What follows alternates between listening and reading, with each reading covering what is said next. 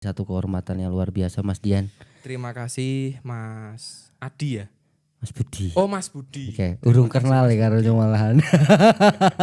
Mas Budi terima kasih atas Iya. undangannya.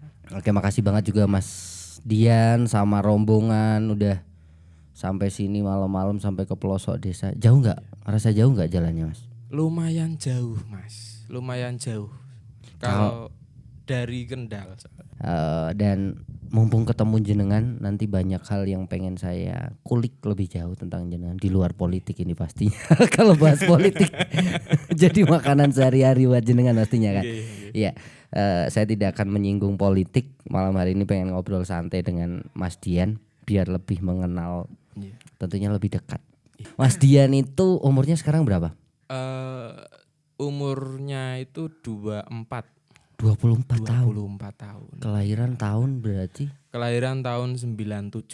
97 keren. Ya. 97 udah jadi DPR dan beliau ini adalah ketua Komisi B. Kebetulan. Wow. Jadi DPR, terus kebetulannya lagi jadi ketua Komisi B DPRD. Dari Partai Kebangkitan Bangsa. Dari Partai Kebangkitan Bangsa. Iya, dapilnya di dapil 1 ya Mas Dian ya. Dapil 1. Mas Dian, beda nggak sih ketika di masa muda? Sekarang udah nikah ya? Alhamdulillah. Ya mungkin kan masa-masa jenengan itu di umur 24, kalau kita lihat realita yang sekarang itu banyak sekali anak-anak muda yang masih seneng dalam pergaulan. Tapi jenengan sudah diposisikan dalam, mau nggak mau kan harus bersikap dewasa kan. Terus rasanya itu seperti apa Mas Dian? Iso dikatakan kaget. Yeah. Iso dikatakan ini tuntutan. Jadi bisa boleh dikatakan itu saya dewasa sebelum waktunya. Saya itu kan dilantik jadi anggota DPRD itu di umur 21. 21 tahun? 21 tahun. Iya. 21 tahun. Dan proses pada saat itu sebetulnya saya tuh nggak ngarah sekali ingin jadi anggota DPRD itu nggak. Dulu ada cita-cita kalau saya besar pengen jadi DPR gitu, pernah terbesit nggak?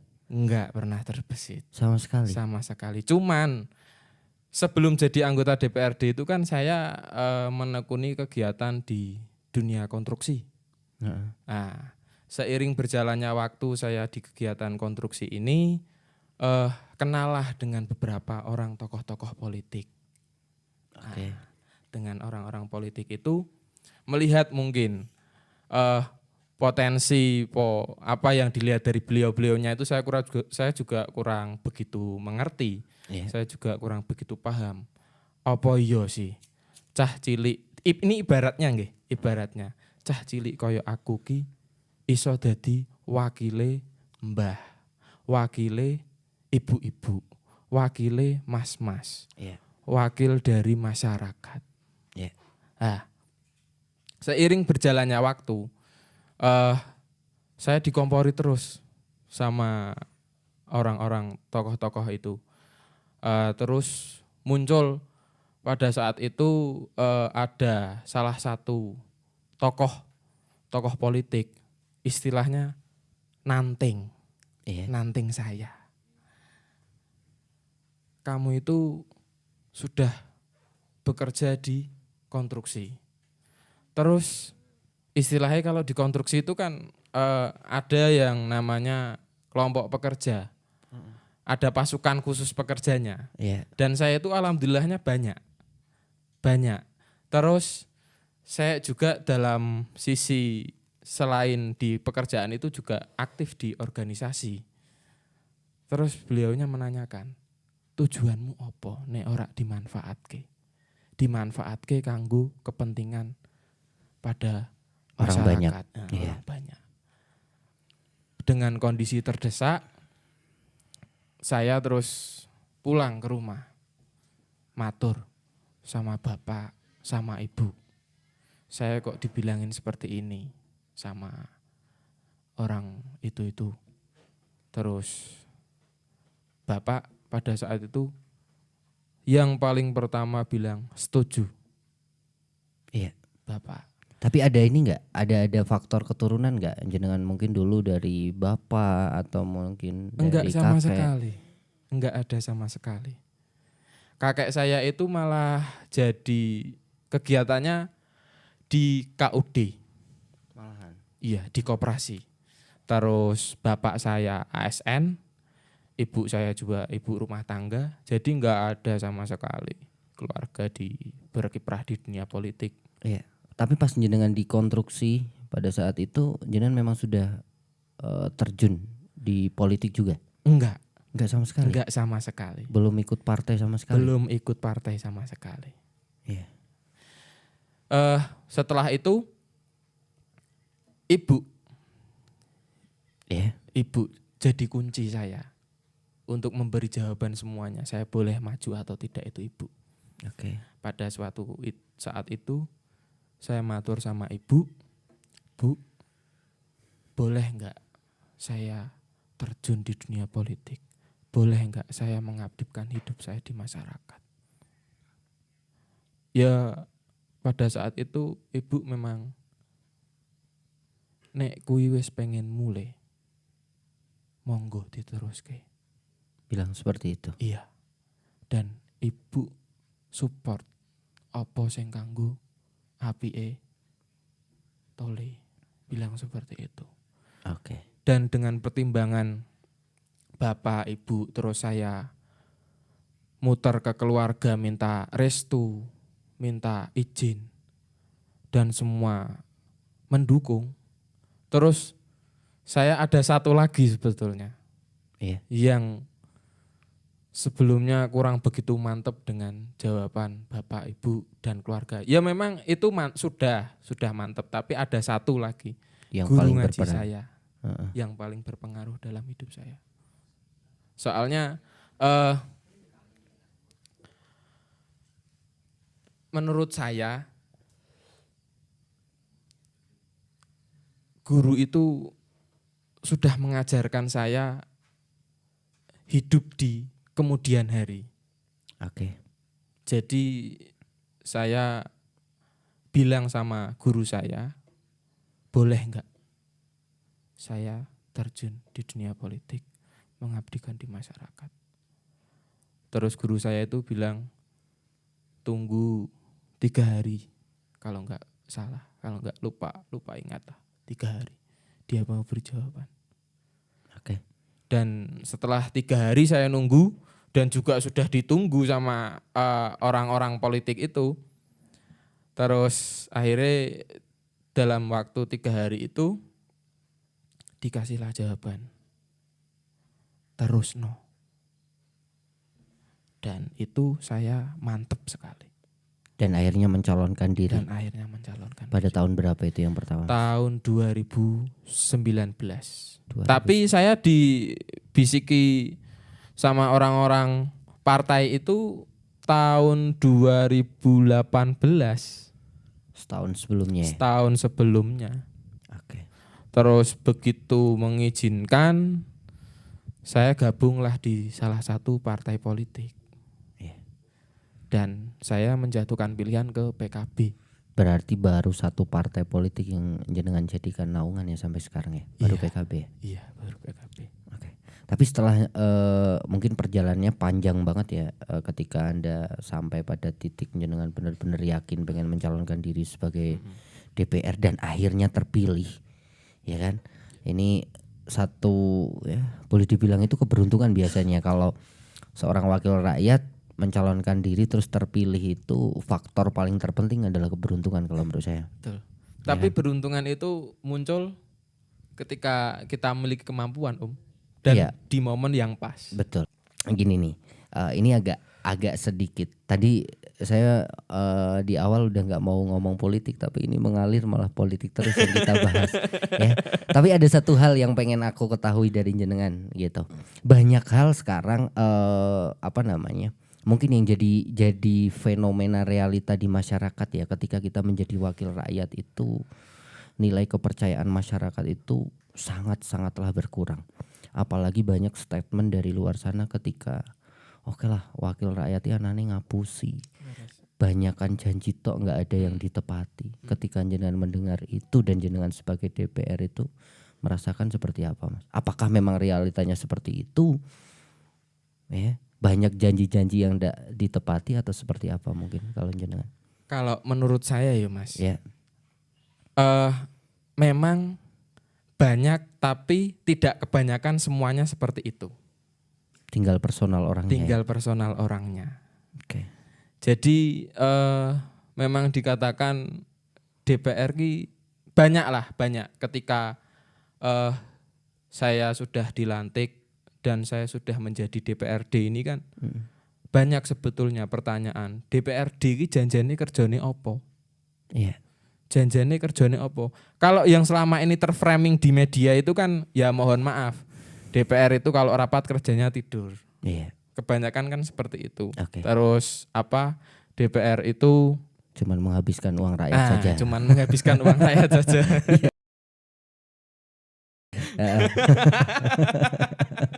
Ya, enggak semuanya seperti itu, Mas. Iya. Enggak semuanya seperti itu. Sebetulnya kan tugas pokok fungsi dari DPRD itu kan ada 3. Iya. Yang pertama pengawasan, terus yang kedua terkait dengan perda. Oke. Terus yang ketiga itu anggaran. Jadi memang tidak begitu dilihat. Tapi sebetulnya masyarakat itu merasakan bahwa di situ itu ada peran yang sangat penting sekali daripada DPRD tersebut. Iya. Coba saja manakala usulan dari masyarakat itu bisa terrealisasi atau tidak, itu kan juga tugas dari DPRD juga untuk merealisasikannya. Salah satu tugasnya itu kan di badan anggaran. Iya. Semisal nih, masyarakat mengusulkan kaitan dengan infrastruktur. Oke. Itu kan di DPRD kan ada yang tugasnya, memang ada salah satu tugas itu yang namanya menjaring aspirasi. Iya. Dan setiap kali DPRD turun itu kan pasti banyak sekali usulan dari masyarakat. Terus dibawalah ke ruang rapat. Di situ banyaklah adu argumen dan lain sebagainya terkait dengan gimana caranya merealisasikan keinginan masyarakat tersebut. Jadi kadang kalanya kan gini. Nek di sawang kuwi saka satu sisi. Betul. Tidak melihat semua keseluruhannya. Oke. Lah, itu yang jadi poinnya. Padahal sebenarnya banyak sekali aspirasi masyarakat sebelum kita membuat mungkin menetapkan perda. Itu yang menjadi faktor utama pertimbangan dan lain sebagainya itu pasti aspirasi dari masyarakat ya. Iya. Dan kalau tidak ada DPR tidak ada suara di situ ya. Iya, betul. Itu yang mungkin tidak dirasakan oleh masyarakat, Mas Dian. Yang seperti itu harapannya kan masyarakat memang sekarang nyun sewu nih Mas Dian. Kita memberikan itu sesuatu yang benar-benar langsung terlihat gitu. Kalau Mas Dian mungkin membawa beras, makanan pokoknya, Pak, nyoh, Bu, ini akan terlihat. Iya. Tapi ketika jenengan mungkin membela satu aspirasi masyarakat yang benar-benar poin penting banget untuk masyarakat secara keseluruhan, jenengan tidak terlihat di masyarakat. Mungkin seperti itu ya. Soalnya kan tugas pelaksana itu kan ada pada ASN, Mas. Iya. Jadi pasti yang dilihat dari seluruh masyarakat itu kan ASN-nya. Padahal dibalik itu semua kalau tidak ada DPRD, itu semua tidak mungkin bisa terrealisasi. Keren, mungkin ini menjadi satu hal yang bisa menjadi titik. Kalau saya bilang itu satu keberhasilan loh menurut saya ketika di usia jenengan itu yang sangat muda atau sudah duduk menjadi anggota dewan. Itu siapa sih yang nggak bangga ketika jadi DPR gitu kan. Apalagi kalau masyarakat kan DPR iki mesti sugih. Itu tumpahane motor gede-gede ya kan. Dompet iki rak bakalan kosong, itu pasti ya. Itu pasti larinya ke situ. Ya memang iya Mas ya. Dompetnya nggak pernah kosong ya? Eh, saya mau jawab gimana ini, bingung juga. Kebanyakan tapi tidak semuanya. Iya. Iya. Tapi secara kesejahteraan jika jadi DPR udah sejahtera banget ya. Itu memang sudah terjamin lah, sudah terjamin dari negara kesejahteraan tersebut. Tapi kan itu kembali lagi ke SDM masing-masing Mas. Tergantung kita mau menikmati kesejahteraan yang diberikan oleh negara itu atau tidak. Ngoten. Tapi kan saya itu ya kembali lagi selalu diweling sama orang tua. Selalu diweling dengan orang tua, sing ati-ati. Sing ati-ati. Pokoknya apapun saya mau melangkah untuk mengambil keputusan besar, saya selalu minta pertimbangan dengan orang tua, terus guru saya juga. Iya, saya jadi ingat kata-kata jenengan nih, lari pada uang juga. Mungkin menggunakan uang jenengan akan berpikir ini manfaat enggak untuk saya gunakan. Laras. Ya. Kalau melihat pemuda-pemuda sekarang itu kan, inggih mohon maaf sebelumnya. Pola pikirnya itu selalu praktis kalau sekarang Mas. Iya. Kalau melihat generasi-generasi sekarang itu. Semua serba cepat, simpel gitu ya. Iya. Padahal kalau kita mau memutar waktu lagi, melihat sejarah lagi, ada yang namanya hulu. Oke. Sumber. Dari kepraktisan itu kan pasti ada sumbernya. Semisal ini kopi. Terus tren yang sekarang itu kan kebanyakan pemuda yang ingin berusaha, berinovasi, itu kan pasti dia ingin membuka yang namanya coffee shop. Nah, ini ya memang baik. Itu untuk usaha lah, memang baik, itu tuh bagus. Tapi kalau semuanya pemuda semua berpikiran praktis di hilir saja, hulunya nggak dipikirkan, itu. Nanti yang mau meneruskan hulunya siapa? Kalau semua berpikir di hilir. Maka dari itu ya dengan podcast ini ya mungkin ya saya berpesan kepada pemuda. Jangan terlalu mengikuti zaman. Nanti kita dibilang katro, dibilang ketinggalan zaman. Iya kan? Iya. Nek memang kamu bisa memanfaatkan di zaman modern ini, kamu bisa menguntungkan, ya monggo terus ke. Tapi nek semisal kamu berpikiran pendek hanya untuk mengikuti tren zaman, kayak iso dodolan online, kayak iso buka coffee shop, kayak iso ngene. Hanya baru sebatas pemikiran itu terus kamu lakukan, kuwi nek iso aja dipikir sik 1000 kali. Nah, selama ini itu kan yang menjadi perhatian saya itu kan terkait di dunia pertanian Mas, terus terang.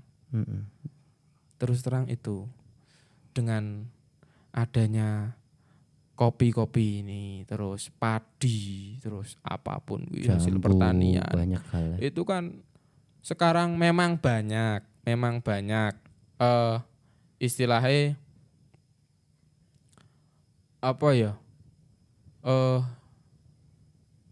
pemuda yang pengen jadi tukang adol, itu memang banyak. Tapi nek semisal pemuda itu mempunyai modal, semisal katakanlah uang lah. Katakanlah uang 300 juta atau 400 juta, daripada kita buat coffee shop, lebih baik dibelikan kebun kopi. Atau enggak dibelikan sawah. Atau enggak dibelikan kebun cabai. Saya malah berpikiran semacam seperti itu. Untuk jangka panjangnya akan lebih bagus. Iya. Iya kan? Untuk jangka panjangnya memang lebih bagus. Tapi gini ya, Mas Dian, Karena memang sekarang itu semua hampir kita mengikuti zaman ya, mau tidak mau itu kita dibawa di era digital seperti ini. Ketika kita tidak ikut itu yo kayaknya kita kayak kurang pengetahuan juga, itu yang paling pokok ya. Mungkin kita harus tahu dulu sebelum melakukan sesuatu. Kebanyakan tuh orang tahu baru belum ada separuh itu udah wah kayak saya mengetahui semuanya jalan gitu ya. Yang jadi kendala seperti itu ya. Terus gini Mas Dian, mungkin banyak sekali ya, apalagi jenengan tadi bilang lebih lagi dalam hal pertanian atau lebih peduli di kaitannya pertanian karena memang juga jenengan membawai hal itu ya. Dan petani Kendal terutama, apalagi di desaku ini Mas, sangat sekali butuh yang namanya pengetahuan. Karena kalau saya rasakan itu faktor yang paling penting itu adalah pengetahuan dari masyarakat yang belum ada. Dan pengetahuan itu yang dibutuhkan. Kalau saya berpikir ketika mungkin petani dibekali dengan pengetahuan yang baik, apalagi sesuatu yang nanti pengetahuan ini lari pada inovatif, itu akan lebih bagus gitu. Saya juga berharapnya gini kok Mas, ayolah kita meneruskan perjuangan orang tua yang orang tuanya petani, ayo kita lanjutkan pertaniannya. Terus ya paling tidak lepas itulah unsur sejarah dari mana kita berasal. Iya. Ngoten. Soalnya kalau melihat di zaman sekarang itu yang dialami di daerah bawah ini. Oke. Yang dialami di daerah bawah ketika musim tandur padi, musim tanam padi, itu pasti kebanyakan yang punya sawah itu kesulitan mencari buruh tandur. Di daerah bawah malah. Di daerah bawah. Itu kenapa itu Mas? Ya mungkin bisa dikatakan kurang menarik atau apa pekerjaannya. Tapi secara hasil sama kan? Mungkin antara tukang bangunan dengan tukang buruh padi beda nggak? Beda. Hasilnya, upahnya? Upahnya beda. Oh beda. Banyakan yang tukang bangunan? Hampir sama, tapi kalau saya melihat ya, sepengetahuan saya lebih banyak buruh tani sedikit. Malah lebih banyak buruh tani. Tapi kenapa kok nggak diminati malahan? Nah itu mungkin kan mungkin dirasa apa? Atau gara-gara tren itu tadi. Ketika kita jadi petani kita nggak gaul gitu ya. Betul. Ya kerjanya kan? Di lumpur, blubu, terget kabeh kan. Padahal kita hidup itu dari petani loh Mas. Padahal kita hidup dari kalau nggak ada petani nggak ada beras, kita makan apa? Iya. Ya kan? Sama kalau di luar sana mungkin makanan utamanya gandum juga dari petani. Gandum juga dari petani. Ya. Ketika kita meniti karir di pertanian itu bukan satu yang menjanjikan. Kan pola pikir masyarakat sekarang seperti itu, apalagi anak-anak modern ya. Itu. Dan mungkin jenengan nanti bisa mencari alternatif agar anak-anak muda ini kembali bertani yang tujuannya ketahanan pangan yang ada di wilayah kita ataupun secara luas di wilayah negara kita itu tidak akan habis gitu. Takutnya nantinya kalau anak-anak muda yang SD, SMP, SMA cita-citanya udah semua larinya pada dokter, pada guru semua lah, kita petaninya mau dari mana? Susah juga kan? Susah juga. Ya. Memang ya kembali lagi ke karakter pemuda. Karakter pemuda itu kan bebas, liar, terus ya istilahnya pengen senengnya dewi lah. Dan yang terutama itu kerennya. Iya, kerennya. Pemuda anggapannya ketika kita berseragam itu lebih menghasilkan daripada petani. Tapi padahal secara realitanya enggak loh Mas Dian. Realitanya enggak.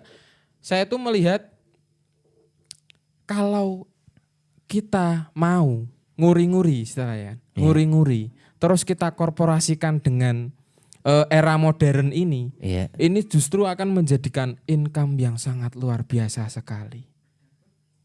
Semisal orang tua punya sawah, terus kita melanjutkan sawah tersebut, terus kita kerjasama dengan anak, semisal anak seorang juragan seleb lah. Iya. Dia juga mau meneruskan usahanya, usaha orang tuanya. Koordinasi.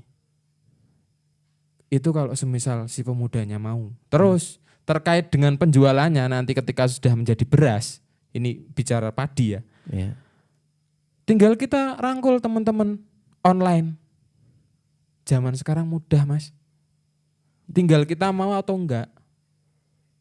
Tinggal kembali lagi si pemudanya itu, pemuda-pemudi itu mau apa enggak. Sebetulnya sangat mudah sekali. Tapi mungkin kebanyakan belum pada menyadari. Padahal itu kan dengan zaman yang sekarang itu kan sangat dimudahkan sekali lah. Terkait Tapi image itu yang bikin susah. Petani itu enggak keren. Iya, Ya kan? Nganggune ya, seperti tadi yang dikatakan Mas Dian itu loh. Hah? Kemproh. Itu. Nah, merubah mindset yang seperti itu yang susah. Iya. Gitu. Soalnya kalau melihat perekonomian sekarang, Mas, apalagi dengan pandemi, terus PPKM ini. Iya. Ini kan produktivitas ini kan semakin menurun. Iya. Tapi konsumtif semakin menaik. Ini kan menjadi ketimpangan yang sangat nggak karu-karuan sekali. Iya.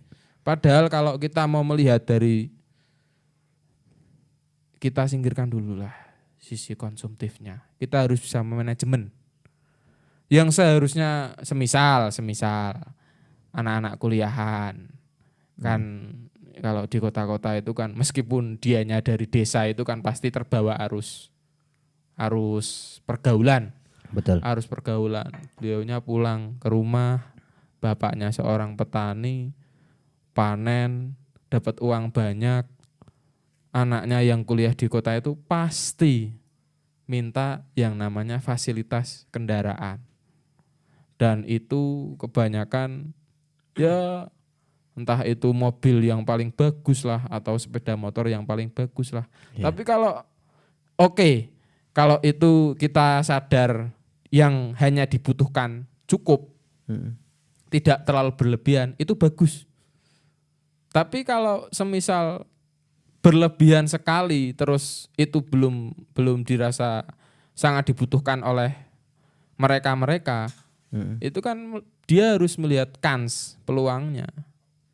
Manakala semisal kita belum terlalu butuh yang mahasiswa mungkin, ya daripada dibelikan mobil, lebih baik dibelikan sawah atau kebun atau apa gitu. Nah itu nggak keren itu. Soalnya sawah nggak bisa dinaikin untuk kuliah, larinya ke situ pasti. Ya. Terus yang bisa disalahkan lagi adalah jenengan selaku pemerintah. Loh kenapa alat transportasinya nggak sampai ke pelosok lah, nggak sampai ke kampung, hanya di kota. Kalau di sini kita kuliah di Kendal misalkan, kita tidak punya motor, kita nggak akan nyampe rumah seminggu, karena dari Sukorejo udah nggak ada angkutan lagi ke sini. Iya, ya kan? Situ masalahnya banyak. Cuman ya memang kesadaran dari masyarakat yang ini menjadi tugas daripada jenengan. Jenengan masih muda Mas Dian, dan saya menaruh harapan besar ke jenengan ketika nanti jenengan bisa menyulap masyarakat yang kedepannya itu secara mindset, secara apapun, dan ini bertujuan untuk merubah terutama perekonomian mereka.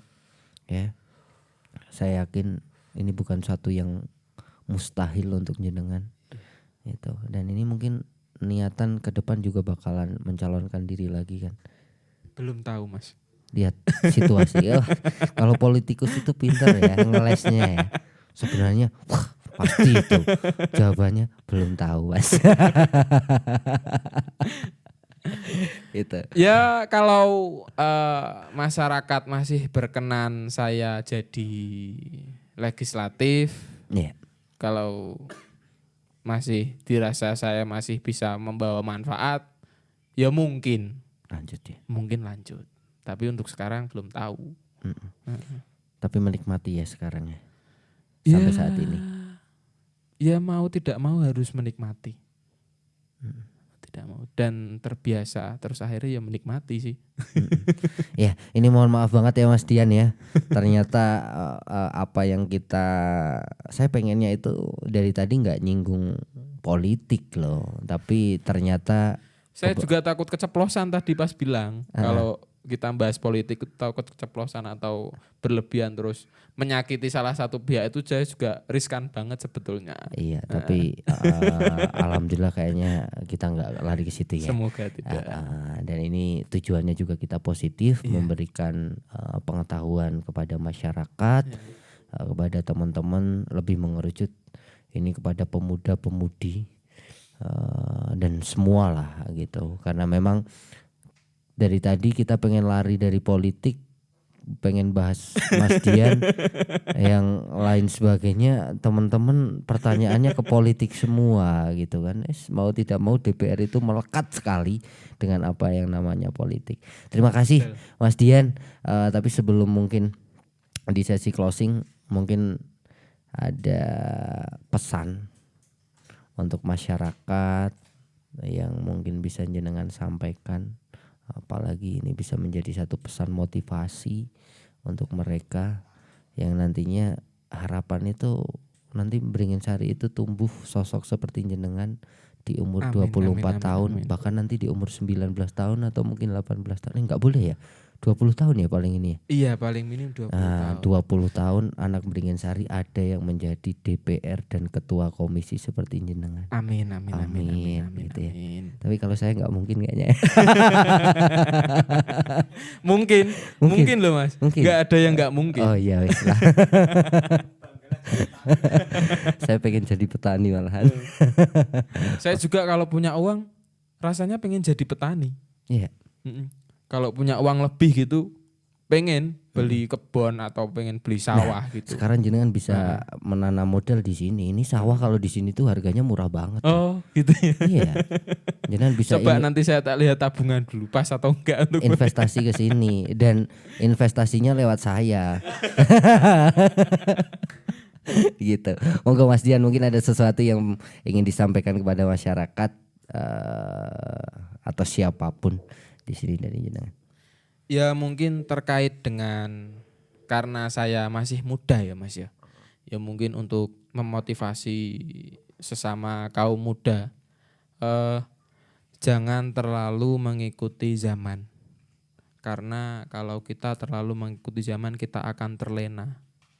Dan manakala kalau kita sudah terlena, kita pasti akan selalu nyaman, terus akhirnya kita tidak tahu bahwa kenyamanan tersebut itu ada satu percikan bahaya.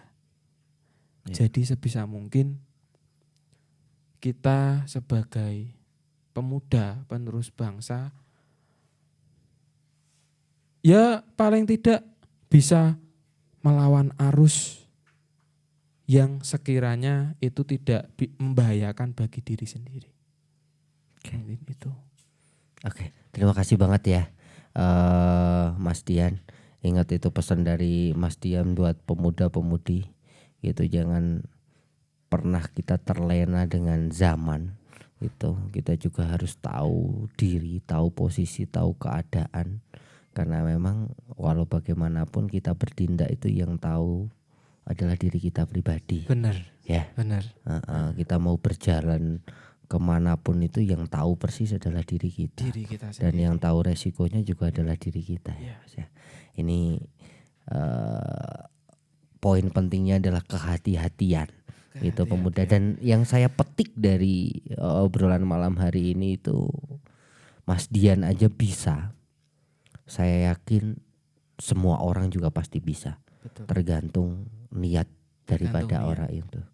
Ya sekali lagi terima kasih ya Mas Dian ya. Sama-sama Udah Mas sampai ke sini gitu. Harapan jangan bosen, jangan kapok.